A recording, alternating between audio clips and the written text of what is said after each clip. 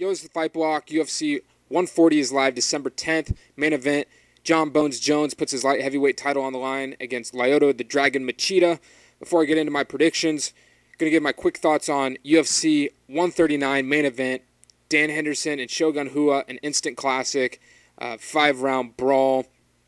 I scored the fight a draw. I think it should have been a draw. I gave the first 3 rounds to Henderson and Shogun the 4th, and then a 10-8 for Shogun in the 5th. So a little bit surprised with the decision, but I'm not sure how the judges scored it. I know Henderson was claiming that he possibly won one of the first 3 rounds 10-8, and I'd have to go back and rewatch. But all around, just a memorable fight. I mean, really, neither fighter is a loser. Yes, Henderson's most likely going to get the title shot next, but Shogun just showed pure heart and just what a true fighter he is. And I wasn't huge on Shogun, but after that fight, I'm a huge fan, and that was just pure heart to come back after that beating he took in the first 3 rounds. So very, very impressive by Shogun. And who would have thought Shogun's cardio would have been better than Henderson? And really was able to turn it on in the 4th and 5th and won those last 2 rounds and then won the 5th very decisively. But great fight, and it was a great card, good fights, and instant classic. UFC 140, live December 10th. I'm looking up at the card right now. Wikipedia only has 4 broadcasted fights listed. I'm looking at the prelim card. Not a whole lot of fights that jump out at me to be all that worthy of a main card. There's some decent matchups, but right now there's only 4 listed, so I'm going to give my predictions for those 4 fights. Starting off with Mark Hominick taking on the Korean zombie Chan Sung Jung. Chan Sung Jung coming off that sick twister finish over Leonard Garcia. It was a rematch, and their first fight was just an insane brawl. Chan Sung Jung, known for his brawling style, willing to come out and bang, but also has recently said he wants to fight smarter, and he showed that against in his last fight against Leonard Garcia, taking Garcia to the ground and just putting on that sick submission that I think was the first time it had ever been landed in the UFC. So Korean Zombie definitely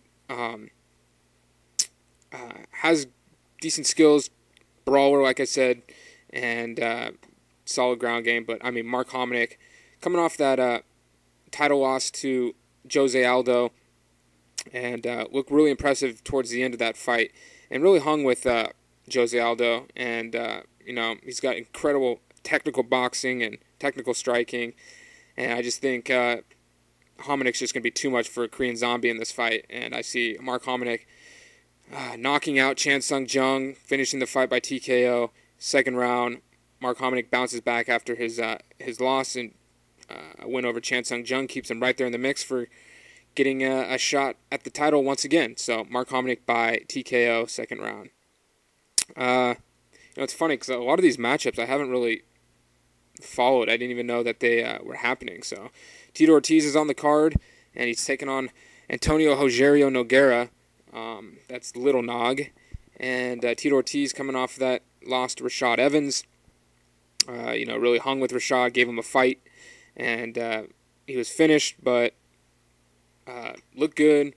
Came before that fight, finished Bader by submission, Ryan Bader, and knocked him down with a punch, and then slapped on a choke, and just looked impressive in that fight. So, I don't know if Tito's healthy or what, but he's looked solid in his last 2 fights, and he was close to getting the boot from the UFC had he lost to Ryan Bader, and here he is back in the mix and getting solid opponents. Antonio Rogerio Nogueira, he's a legit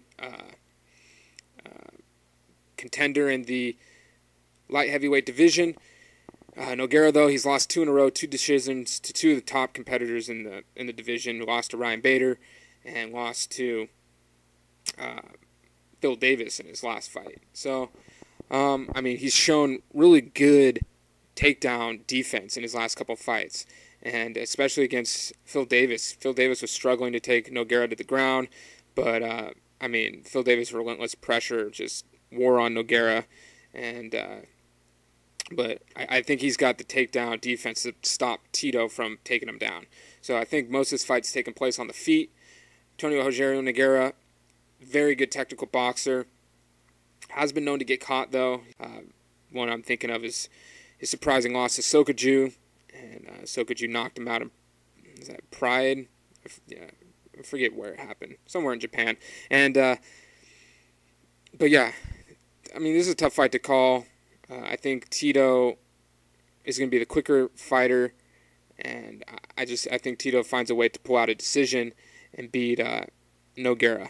So, Tito Ortiz by unanimous decision. As much as I hate picking Tito, not a huge fan, never been a huge fan, but I think Tito finds a way to win this fight and bounces back from his loss against Rashad Evans and keeps his momentum going in the UFC. So, Tito Ortiz by decision.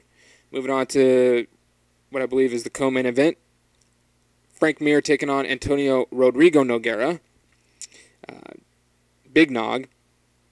This is a rematch. Frank Mir finished or TKO'd Nogueira for the first time in his career, I believe it was, in their last fight. However, Nogueira was apparently in the hospital the week leading up with a staph infection, and then battled the staph infection after the fight, and I know it was an issue for him for a while, and so, I mean, Nogueira definitely came into that fight unhealthy, and, I mean, looked very, very impressive in his last victory over Brendan Schaub. Really, a lot of people, including myself, were counting Nogueira out in that fight.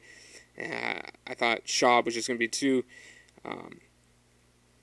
quick and just too much power for Nogueira, and it was the other way around. Nogueira took some good shots, bounced right back, and had a sweet knockout finish over Brendan Schaub. So, Nogueira looking good in his last fight.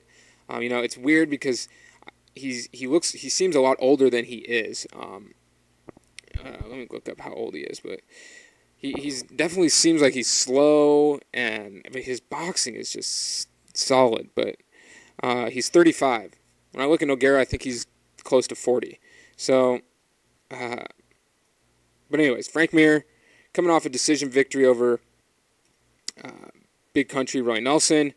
Made Roy Nelson just look silly in that fight. Out-wrestled him. Just owned Big Country in the clinch in that fight. Landed some vicious knees in the clinch and just pretty much destroyed Roy Nelson. And but also really didn't do much on the ground when he got Nelson there. So, I mean, it was a good win for Frank, but everyone would have liked to see him finish as a submission, especially with the amount of time that he spent on the ground in that fight. But Frank Mir, sorry, just trying to think what to say. I mean, this is a tough fight to call. I see most of it taking place on the feet. I mean, Nog has amazing jiu-jitsu. We all know how good Frank Mir's jiu-jitsu is. So, I mean, I think that cancels out, and both guys stand and bang.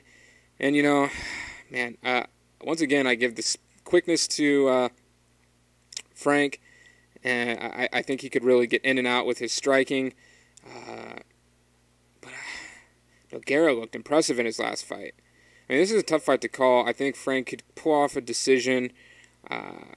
It's tough to see either guy get finished. Both guys can take serious beatings, and so I see this fight going to decision, and I'm just going to say Frank Mir pulls it out and defeats Nogueira by decision. Tough fight to call. Really not sure what kind of Nogueira will show up. Same can be said for Frank Mir. So, tough fight to call, but I'm taking Frank Mir by decision. Moving on to the main event. Jon Jones against Lyoto Machida. Now, some people were kind of arguing that Machida doesn't really deserve this title shot. After losing to Shogun, Machida came back, beat Couture, and now all of a sudden is back in the title mix. Sorry, he beat Couture in his last fight. Before then, he lost to both Shogun and Rampage. So, it's one win over Couture, and he's got a title shot again. Jon Jones, I mean, You just can't bet against Jon Jones. Striking, ground game, he's pound for pound one of the greatest fighters, and I think he's going to be too much for Machida. Machida's going to be backing up a lot, and I think it's just a matter of time before Jon Jones and his long reach gets a hold of Machida, takes him to the ground, gets good positioning, and I just see him landing a bunch of elbows and TKOing Machida. It could be an interesting matchup. Machida is an interesting matchup for anyone, just with his style. But I see Machida backing up a lot, running away a lot. But like I said, matter of time before Jon Jones gets his hands on him. I see him wrestling him down to the ground, getting good positioning, and TKOing Machida. So taking Jon Jones by TKO in the 3rd round. All right, those are my 140 predictions.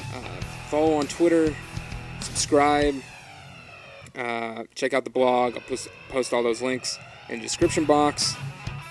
Kind of rambled there at the end, but it's been a long week, so got my predictions out early though. That's what I was hoping for. So I know the Ultimate Fighter finale is coming up. I haven't been watching this season, but Mayhem Miller against Bisping coming up. I don't think I'm giving my predictions for the fight, only because I don't know the fighters on the card from the Ultimate Fighter who's going to be in the finale, so I'd be making blind predictions. So I'm not going to do Ultimate Fighter finale predictions. But thanks for listening. Pretty much covered everything that I need to say, so I'm out of here. Peace.